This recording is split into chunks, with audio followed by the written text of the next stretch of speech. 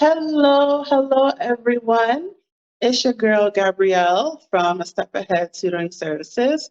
Welcome to a brand new episode of Hot Topics. So, if you're not already familiar with us, this is the web series where we talk real talk about things that are steamy, right? So, we like to talk about things in education, employment, mental health, physical health. We like to talk about a wide variety of topics, anything that is hot. And today we are going to talk about empowering homeschool parents. That is our topic for today. And we're having episodes leading up to the panel. And if you're watching this right now, I hope that you come to the panel tomorrow, October 28th at 4 p.m. Eastern Standard Time. But right now, we are going to talk about how we can empower homeschool parents. And as we go throughout the episode, if you have any questions, feel free to put them in the chat and we will answer them to the best of our ability.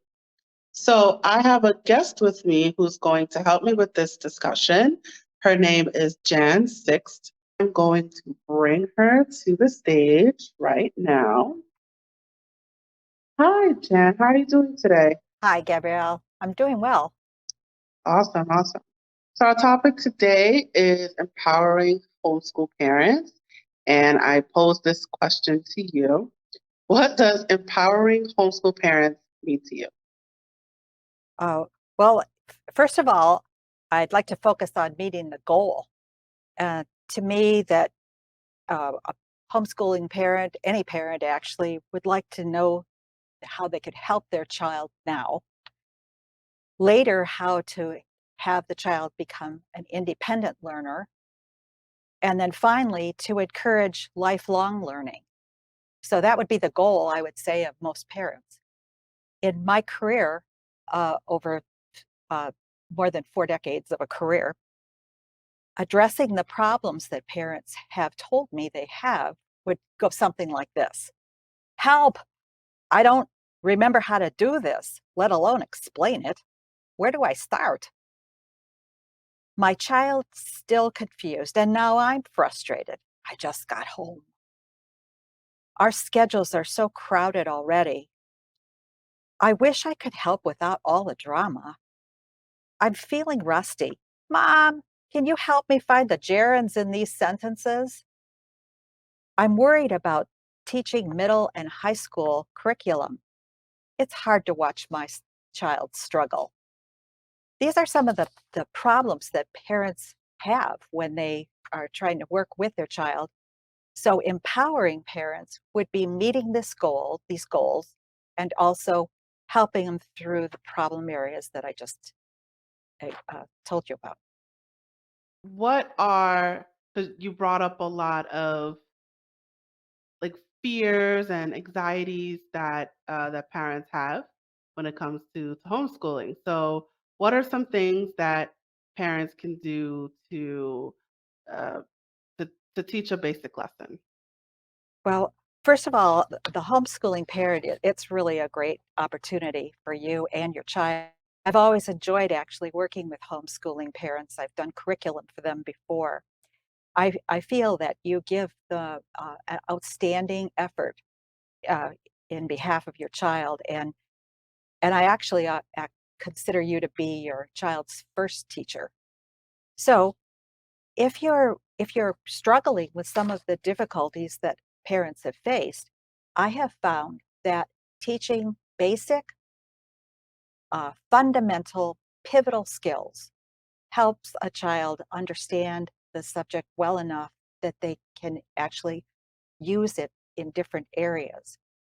For example, if a if a child understood the rules for punctuation, that child would not only be able to read better, but do story problems. There's punctuation in story problems that group things that are related, ideas that are related to each other. Uh, they would be able to write better too. So knowing a fundamental pivotal skill like the rules for punctuation help in several different areas. So a parent doesn't have to teach it all. They can teach basic skills. I've worked with children who have been absent from school for a protracted period of time. Perhaps they've had illnesses, autoimmune illnesses, cancer, broken bones, surgery that keep them out of school for several weeks or months at a time. So the skills that I'm discussing with you today actually helped get those children back on par into the classroom when they were able to attend again. Um, the I've worked in many different states where the states have to provide home instruction for a child who is absent due to an illness like that. Some states give only 10 hours of instruction a week, others only 5. So if you're going to teach a child and bring them back to par with 5 hours of instruction a week, covering the language arts, math, science, and social, you really have to teach basic pivotal skills. Absolutely. So the thing is, they're home, right? Like they're not Mm. in a school classroom. So unless you have the sophisticated parents that have the whiteboard and the erasers and all that, what resources can parents use in the home to teach these skills? Oh, that's a really good question. I have actually tried to keep my manipulatives so basic that you could grab something from your house. For example, I've taught the number system where you've got real and uh, natural numbers, and there's a whole hierarchy of this. And actually, I've used the measuring cups from your teaspoon and your uh, just your measuring cups that you would use for baking because they nest inside of each other, and the number system does too. There's a large area, then it breaks into a smaller, smaller, smaller, smaller. So you can actually just grab some of your utensils from the kitchen and teach a subject like that. When I teach multiplication, I teach with a deck of cards. I pull out the royal cards and the tens. Those are gone from the deck, and then those are my manipulatives. So I might hold a card like this in lieu of flashcards, and then the I can change the problem just by doing this. Let's say we were practicing the fours, or oops, got the wrong one, of the fours. So you would just feed your cards like that.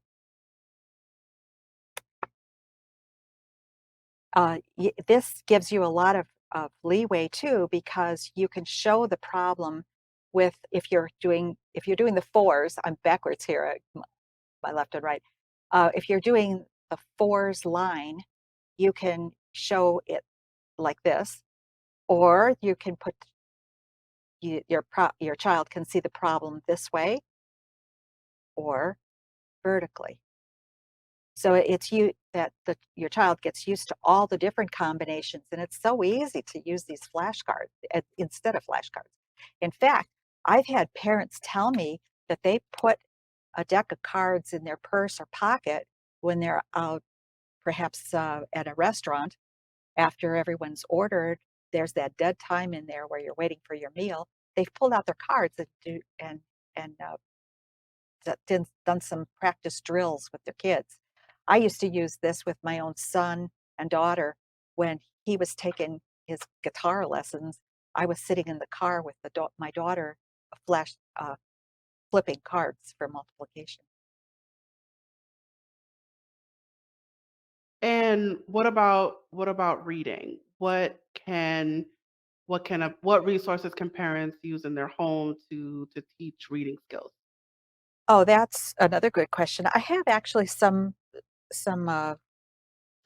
manipulatives that I want to show you. One of the biggest things uh, that you can do particularly for like a preschooler or an elementary child, would be to show a picture prompt.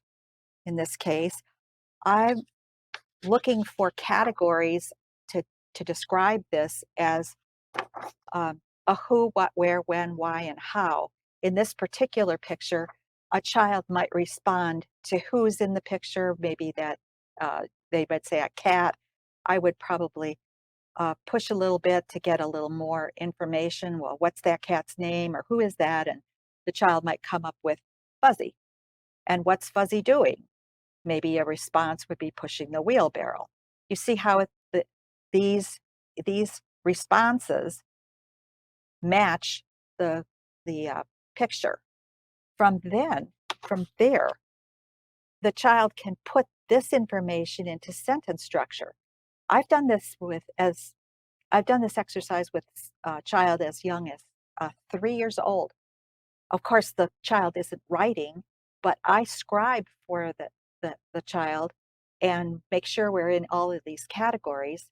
And then the child puts this into sentence structure by just talking to me, like, Fuzzy's pushing a wheelbarrow. He's at his customer's house. It might do something like that.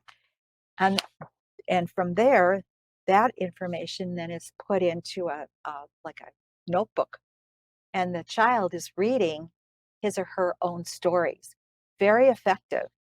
But as we get a little higher, remember that these pivotal skills build on each other. So you might start out at a preschool level where you're doing most of the scribing and prompting.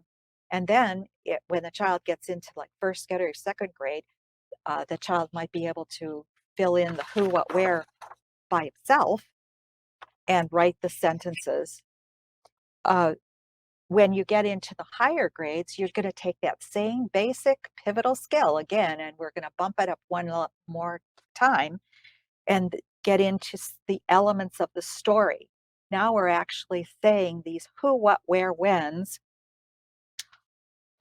translate to character, plot, setting, theme, and point of view. These are the elements of the story. And this gives you sort of a plot line using those elements of the story in the way the stories unfold. So here we have the beginning of the story, the exposition, some rising and falling action, and then finally the story has a climax to it where the problem in the story is solved and the story ends. But the concept started way back with who, what, where, when, why, and how. You can see how that builds as it goes on. And and I see a lot of construction paper and drawing, and and parents can design it themselves. They can get some construction paper, computer paper, and a marker, and they can make their own charts, right? That's right. And that could be, if you're a homeschooling parent, that might just be your arts and crafts. But it's arts and crafts with a purpose. Could you imagine having a child actually make this plot line, learning and labeling as he or she goes? Or perhaps after the story is written, the child could illustrate it. So those are some of the this concept, of course, then dovetails into the writing exercise. So not only are we reading and perhaps reading the story and noticing who's in the story, where are they, you're doing the characters, the plot, the setting when you're actually in the reading situation. And then you take the same information and put it into the writing exercise. So these basic pivotal skills can serve you for multiple subjects. Awesome. All right, so let's jump into writing. So now, what resources can parents use in their home to teach writing skills? Well, writing skills, like I said before, feed off of this sheet. That when you either take that information from a picture prompt or from an actual story. So at an elementary level or maybe a listening area of a child doesn't know how to read quite yet, but they are listening to the story, you're going to be able to uh, ask them, well, who's in the story? Well, why did they do that? Well, what's the problem? Did they ever solve that problem? You know, you're having this discussion with your child. They're actually really fun to do. Little kids have quite an imagination, and they understand things a lot more than we give them credit. As we get into the elementary and high school years, now we're actually focusing them on the definitions of plot and character. Now, as far as the writing goes, they're going to need one more skill, one more basic skill, and that is how to prepare a sentence, the sentence structures.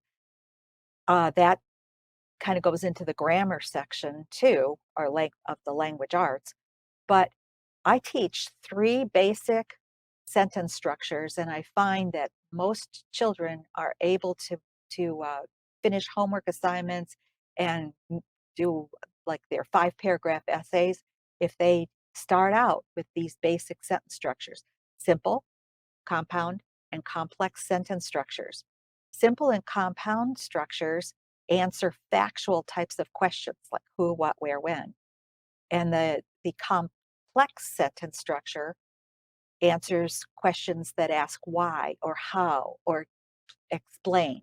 So if their reading comprehension asked a why question, knowing those 3 basic sentence structures would direct the child to that particular uh, sentence structure. It's an efficient way to do it. It's not the only way, it's just efficient. Once the sentence structures are understood, then we can start actually putting together paragraphs. And one of the things that the school does, teaches, and I would imagine homeschool parents would be very successful with this, is a 5-paragraph essay where you have a definite introduction with a thesis statement. Those aren't all that hard to write. And then the three body paragraphs that feed off of that uh, the actual thesis statement, and a summary or a wrap up in the 5th paragraph. And those, once a child gets the hang of making that introduction paragraph and giving himself a roadmap with a thesis sentence, the body paragraphs are just logically follow, and the summary is sort of a wrap up of the intro. Awesome. All right, so let's get into the less core subjects. So things like the histories, right? U.S. history, global history. I imagine things like that. They can easily just go to a museum, right? So, or a library, right? So, is there anything else like parents can use for for those types of subjects? Teaching any of the subjects, I would suggest that the parents understand what are those basic skills for each of the disciplines. One understands what the goal is or what is the most helpful in those areas. Then uh, the actually making the lesson plan efficient and effective is fairly easy. With science and social studies, though, let me back up for a second. In my world, there are 2 basic types of reading. We always need a purpose for why we read. Uh, if you're reading a story, you're into a fictional story where uh, it's not necessarily true. It could feel like it's true, but we're into like a Harry Potter where there's a lot of there could be fictional characters, is what I'm saying. When you're doing uh, subjects like social studies and science, now you're reading nonfiction. And the nonfiction reading is really very factual. So I teach note taking to uh, in the disciplines of social studies and science.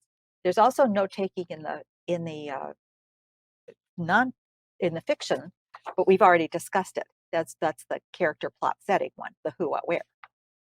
The factual content of a textbook in a subject like biology or earth science or chemistry, as well as ancient history, those have their own vocabulary that you have to understand the nuance of the words in order to discern uh, what exactly you're talking about. It's more precise.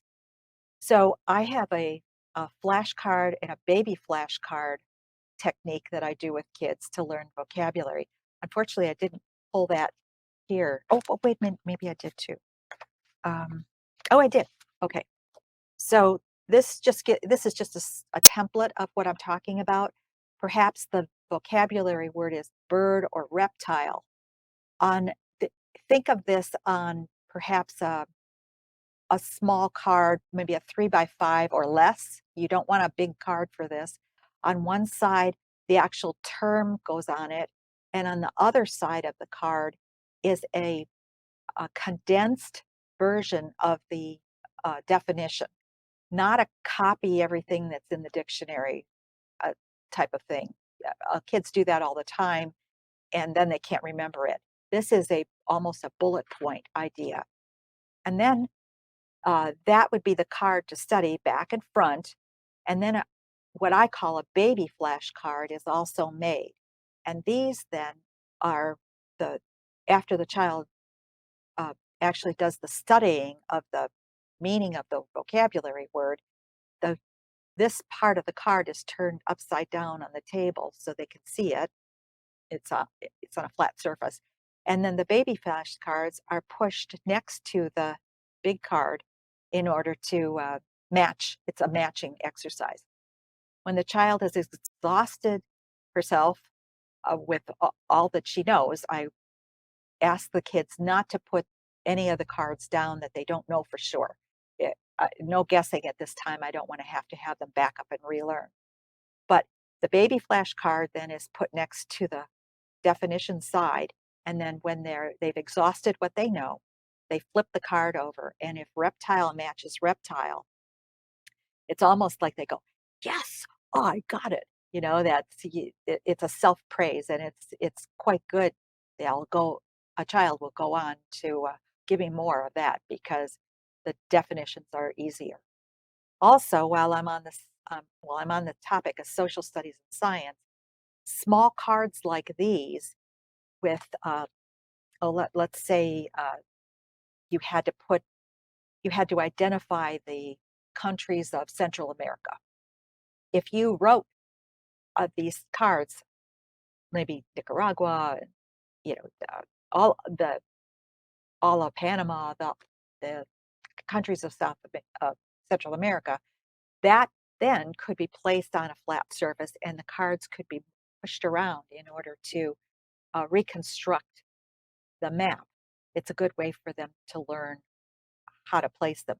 I've used this push around the card idea too when I'm teaching health or biology, where we recreate a human skeleton. You can put the card with cranium and clavicle and make the arms and the whole thing on the table. You don't want to be near an open window or a happy dog, but the the kids enjoy using that, and it doesn't feel like studying. It's very effective though. All right, awesome. So let's talk about what are things that parents are doing wrong? What, in terms of how they're teaching basic skills, whether that's math, reading, writing, science, social studies, what are some things that parents are doing wrong or they're not doing enough of? Well, I think that there's going to have to be a learning curve for an adult too. You're not going to just jump into this and be perfect at it right away. It I don't think I was as good of a teacher at the beginning of my career as as it progressed. So you're going to have to cut yourself a break on that. You're going to do the best you can, and you'll learn as you go along. But I think that it's important that you personally understand the goals and how you can use your manipulatives. Many homeschooling families make purchases with uh, with curriculum and with their books and such. If they're going to optimize the use of that material that you're buying, you need to understand what your goal is. So, for example, if you were to teach the multiplication tables, let me go back to that for a second. Let me show you. A lot of times you would make a chart, something like this. You see them in notebooks all the time, where basically we put 1 through 9 across the top and 1 through 9 across the side. And then inside, with a vertical and a horizontal, you'll get the answer. These are in a lot of different books. But actually, this sort of frightens most kids. They go, "Oh my gosh, I'll never learn all that." So I have found that if I separate this into really just what's necessary, this is really all you need. These are the answers to the multiplication tables. Whoops, over here. I've put them in decades.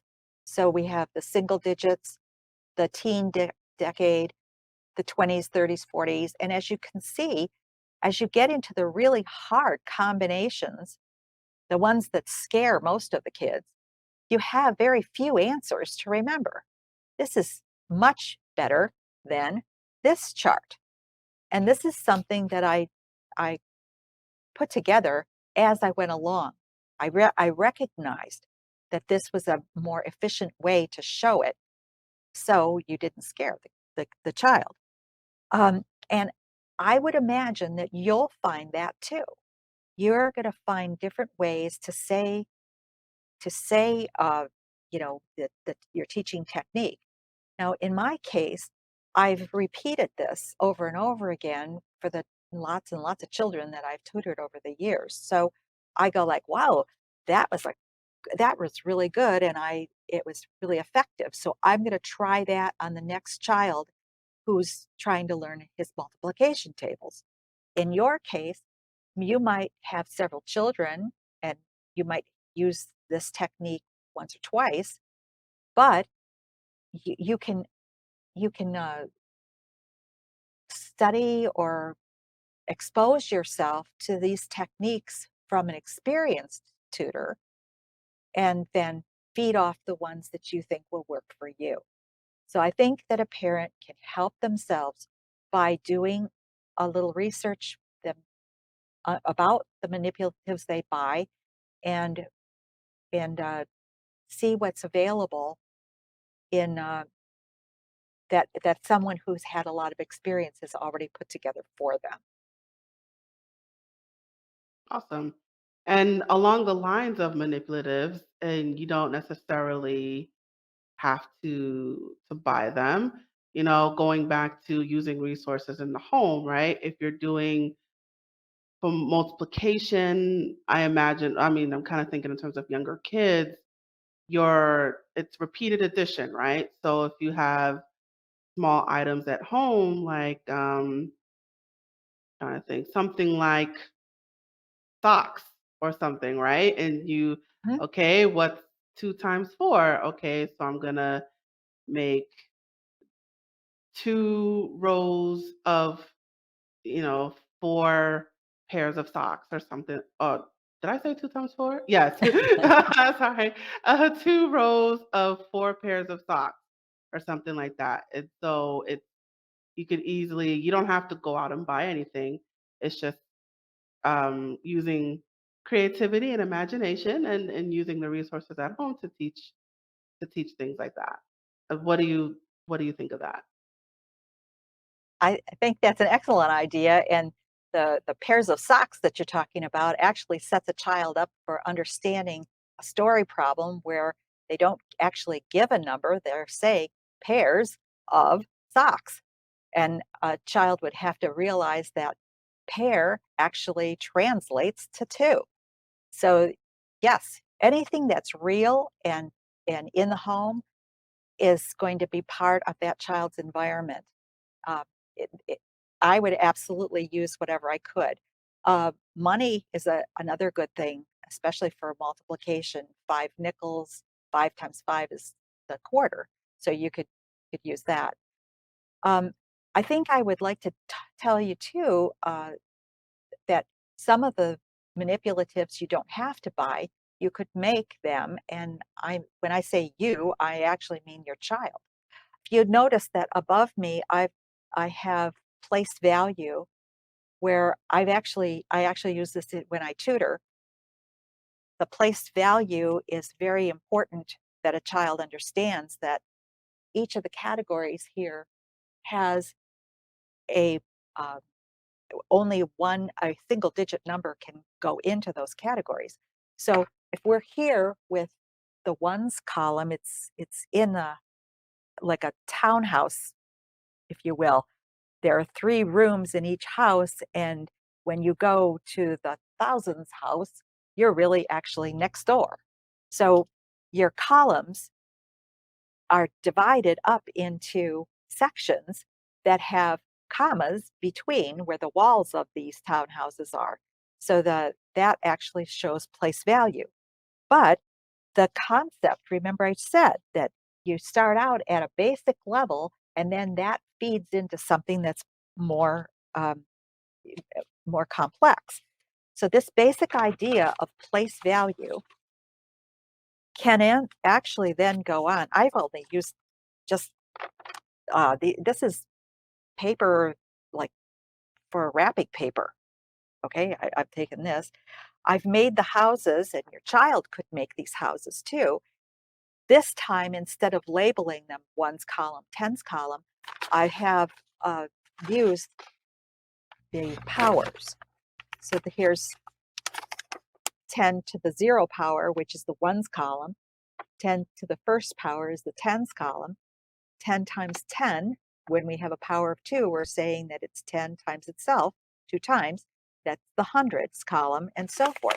So now you've taken this townhouse row, push it up again, this row of townhouses, place value. Now we're getting into our upper elementary and middle school years. Also, high school uses these powers. And you can see that the numbers are to infinity. But I've done it with townhouses. These can be done by the child in the home as your art project and then hung on the wall as a reference.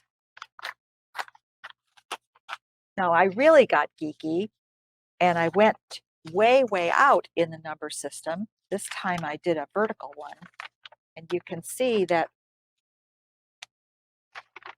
the townhouses that we used, here's the powers, and I also added the prefixes to these columns.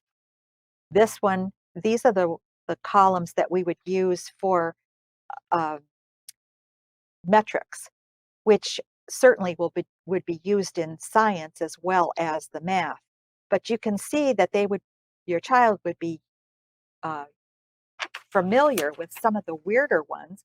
Here's a micro, as in microchip or nano. Perhaps they've heard pico. With a computer, we actually use these words. And in the other direction, how about we have a megabyte and a gigabyte? So it all feeds back from those simplistic townhouses when the place value was taught in the early elementary grades, possibly 3rd grade or so. And then the exponents were in upper elementary, 6th grade, 7th grade, and then definitely used in the high school level. So you're not recreating the wheel here. These basic skills that start out with simplistic concepts at a preschool or early elementary school year are then used again and again as as you go through the grade levels. So that should leave your fear a bit with teaching those upper subjects in the middle school and high school, because the concept goes back to an earlier time. Awesome. And you are very creative. Thank you so much for that. All right. So a question just popped up here. I want to put it on the screen. How can you do earth science labs at home with your kids that's cost efficient? Oh, that earth science one makes me think of the volcano that, that everybody does, that volcano one where you put the chemicals together and it erupts. But an earth science could be a layering of sand and pebbles in like a terrarium. I know that I've done seeds where we've sprouted the seeds. You could take a bean and just cover it with a wet paper towel.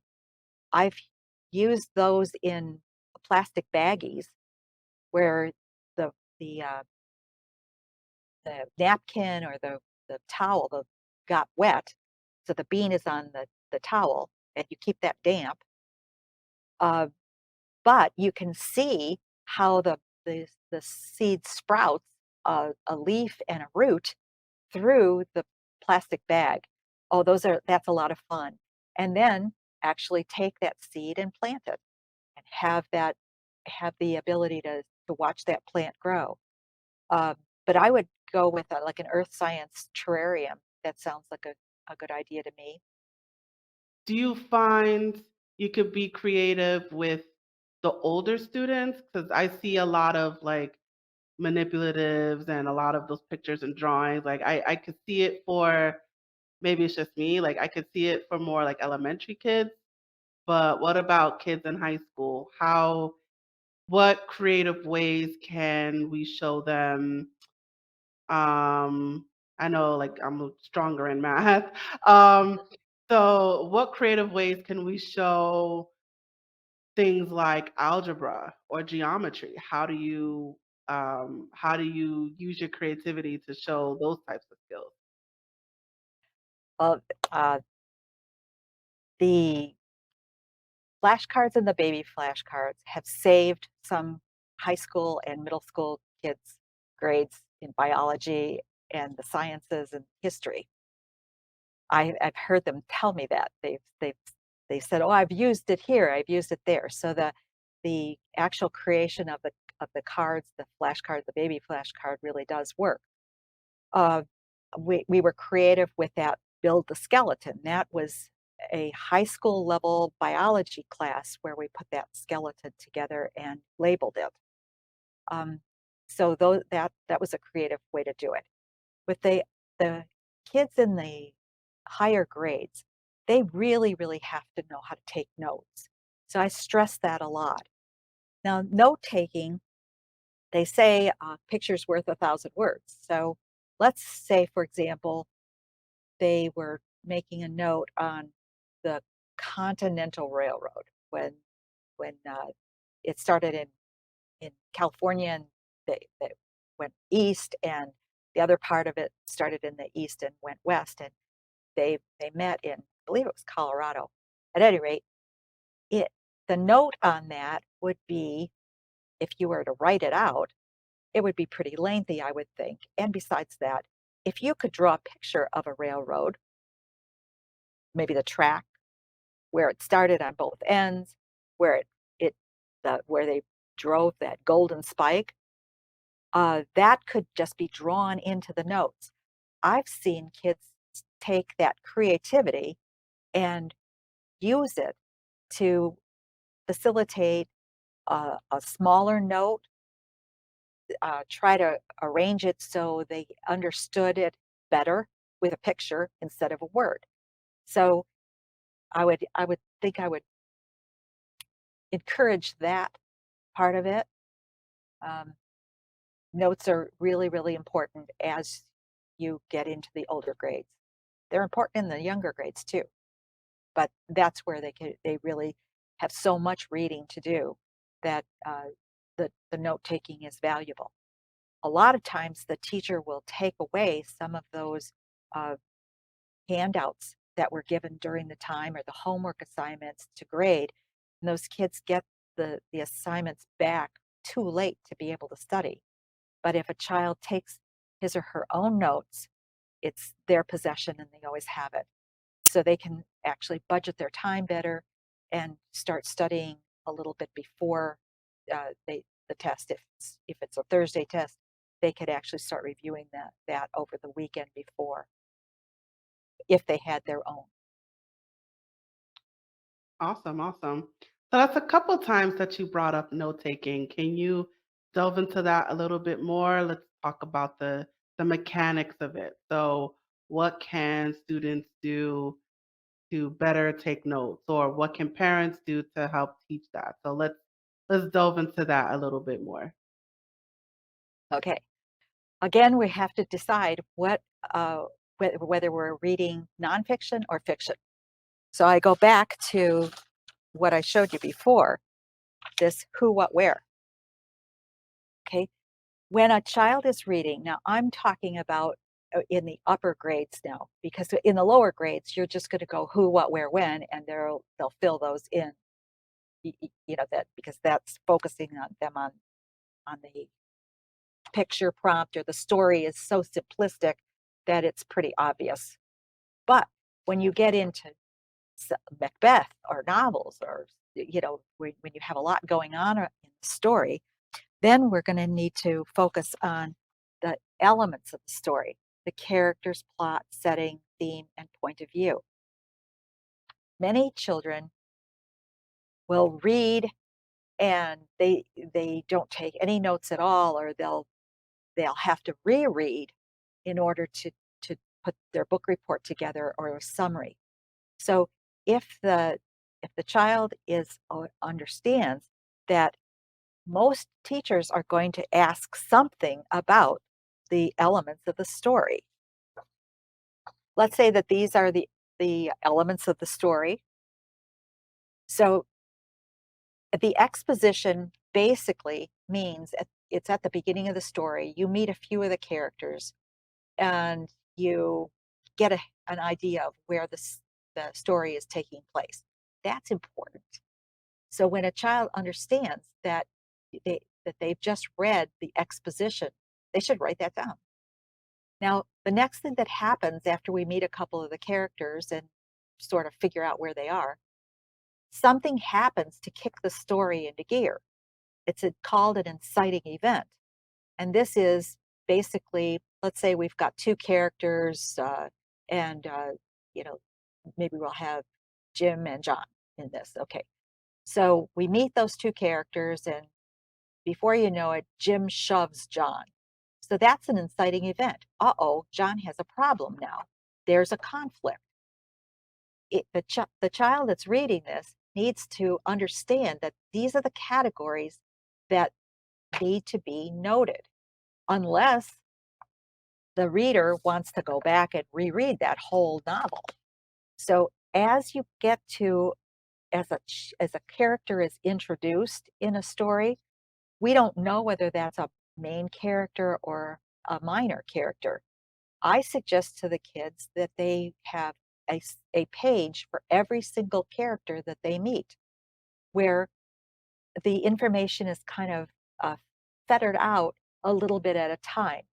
So we might meet the character John, but we don't understand that his relationship with Jim is they're brothers. We just know that Jim shoved John. We don't know why. But later on in the story, we understand that there's a relationship between the boys. You would go back to John's page of note taking and fill in that detail that that Jim is John's brother. Then you would go to Jim's page and fill in John is Jim's brother. You see how that would we get a as the story unfolds, we get more and more information about those characters, and we understand the relationship between them and among them if there are many characters. So for older kids, the characters there might be some that really stand out. We have a lot of information about that. There's your major character right there. Awesome, awesome. And also, when it comes to the long stories, definitely reading in parts. So as you go through, like take one page, break it up into four equal parts, and I mean, probably for the older kids, but you know, the who, what, where, when, why, how. I know we learned that in elementary school, but it's definitely a great resource for middle school and even high school. So it's those basic skills that carry you from the beginning to the end. What do you say to that? Well, I say that the who, what, where at the elementary level translates to character, plot, setting at, in the upper grades. They just use fancier terms for it. But a high school student could still do who, what, where and come out okay. All right, fabulous, fabulous. All right, so we are going to wrap it up. So, do you have any final advice for the viewers, for any parents that need help with, how do I teach certain skills? I'm trying to save money. Everyone's trying to save money. So, or any advice in general, any final words that you would like to give to our viewers? Uh, I certainly think that the building blocks of us of the discipline need to be focused upon. That there are certain pivotal skills that are foundational, and if those are taught, for example, in spelling, a foundational skill would be phonics. In that would permeate spelling and also just reading in general. A pivotal skill would be understanding prefixes and suffixes. If you understood the meanings of those different words, you would be able to understand a lot of vocabulary. In a subject like uh, grammar, it would be the parts of speech. How do nouns and verbs function? What's an adjective? How can you use that? These are the tools, I would say, like a bag of tools, really, that you would use if you were like a carpenter and you needed to take a switch plate off of the wall. You would go maybe to your garage or your bag of tools and you would go, well, I'm not going to use my shovel. I'm looking for a tool that would actually work in that situation. So when you get your screwdriver, you might have to be refine it. Is it a Phillips or is it a slotted screwdriver that you need? That is exactly the same idea with uh, the way numbers work, the way parts of speech work. They all behave in a certain way, and they are the tools of learning. So you're going to really just choose the appropriate tool for the appropriate uh, situation that you're dealing with, as far as like learning situation. This is where you, as a parent, as a homeschooling parent, if you familiarize yourself with the basic tools of the discipline and how they're used, you can easily direct your student. And then you're imparting to your student to start thinking about how they can use those tools. That's the way you get them independent of, of you. And then out as an adult, they're going to be able to use those same skills for a lifelong learning. So that meets the goal of teach my child now, make my child independent of me, and then give him that joy of being able to learn whatever they need or whatever the situation involves. Because as an adult, I've had things that I've had to research. Uh, what about those food allergies? Well, I would use the same skills that I'm talking about now.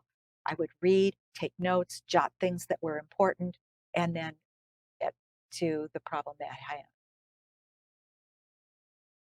So, just what you're saying is in the lesson planning, in the actual, not just the plan, but also the implementation of the lesson planning. To You recommend that parents spend time, especially in the younger ages, to build those foundational skills. So for reading, for example, you mentioned phonics.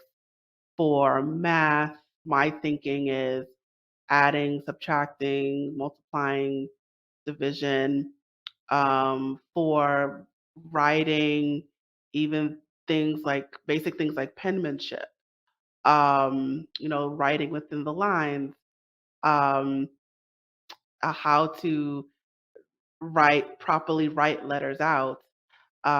So taking the time to hone in on those basic, simple, foundational skills will take the child a long way. Is that basically the gist of what you're saying? It is. It is exactly what I'm trying to say, that this is not brain surgery. You're taking basic foundational skills that are the tools of learning. And I've tried to explain them in the books that I've written and in the videos that I've done for the website. I've tried to arrange them so it follows in a logical order in order to empower parents so they understand what their how those tools function and how they can actually be used in several different disciplines. Eventually, an older child will be able to fetter this out for himself. He'll be able to use the videos that are available or the concepts in the how-to books uh, to, you know, not have to involve the parent.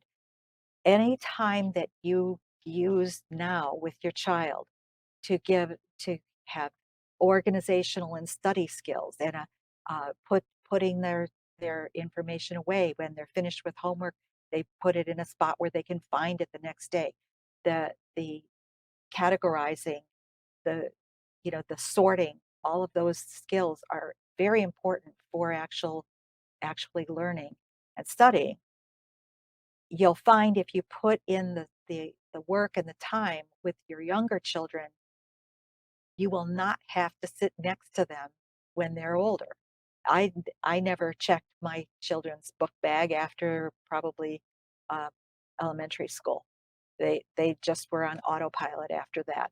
Occasionally they would ask me something, but it was really quite remarkable how quickly a child can become independent.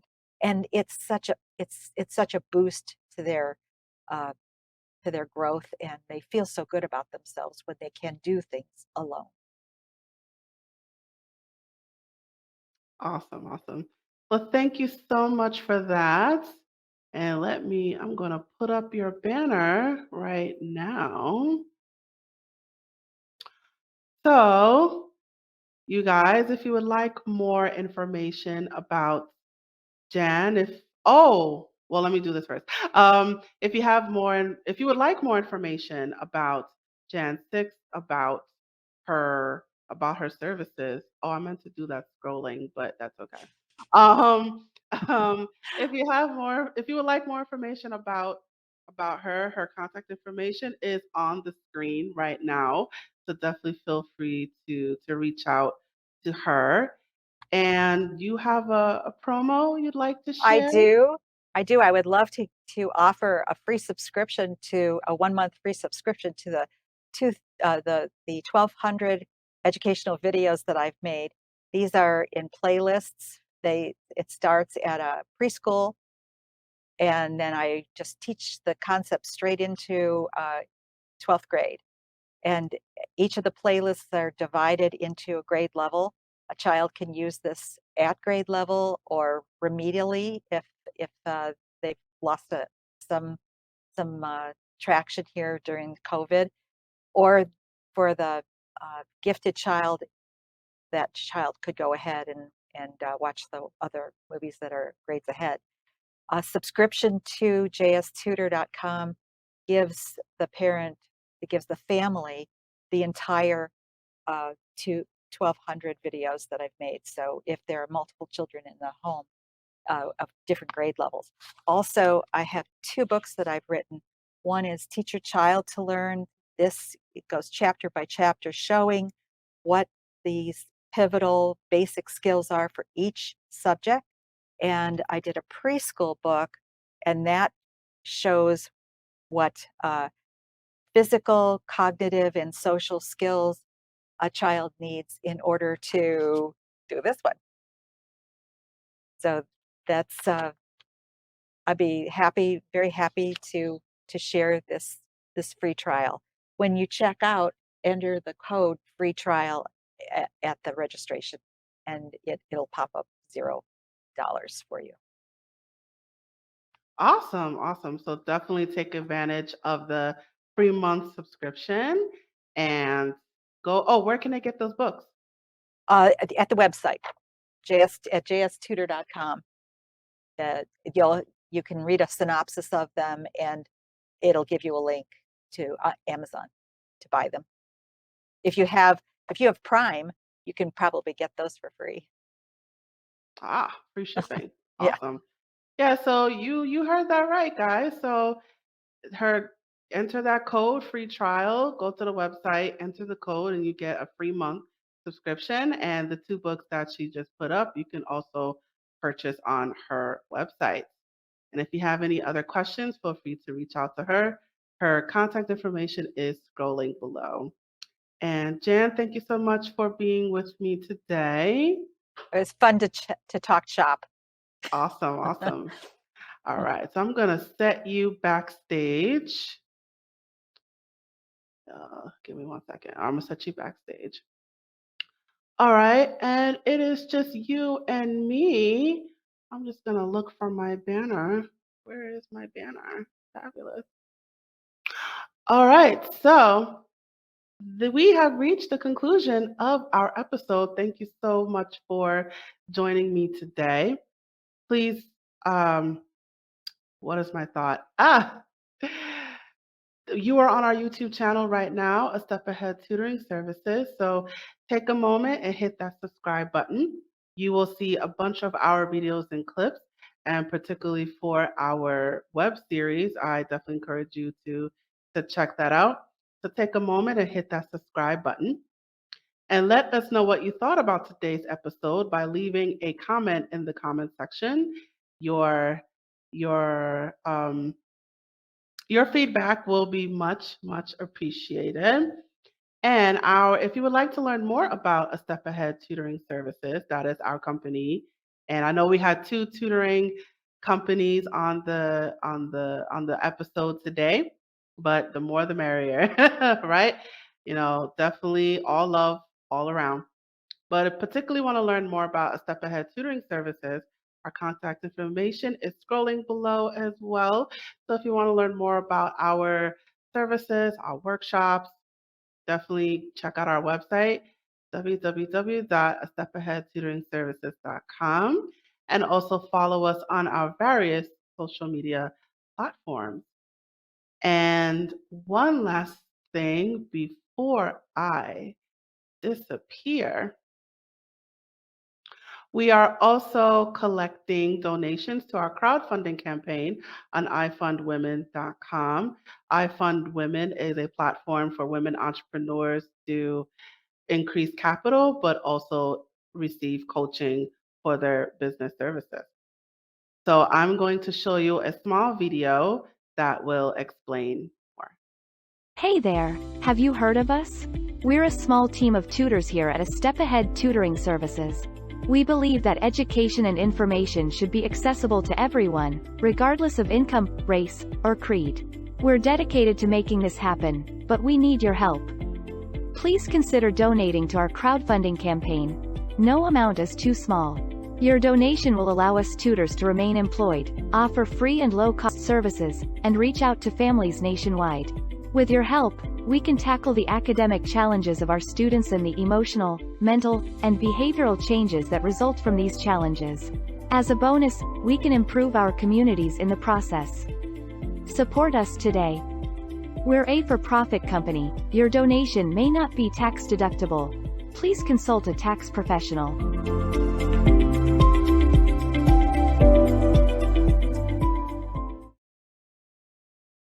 Yes, so our unique link is scrolling below. Please take a moment and make a donation today. So thank you so much for joining us. Please tune in next time to our next episode. And don't forget, tomorrow, October 28th at 4 p.m. Eastern Standard Time is Homeschooling 101. That is our virtual panel, and I hope to see you there. Thank you so much for joining us today. Signing off. Bye.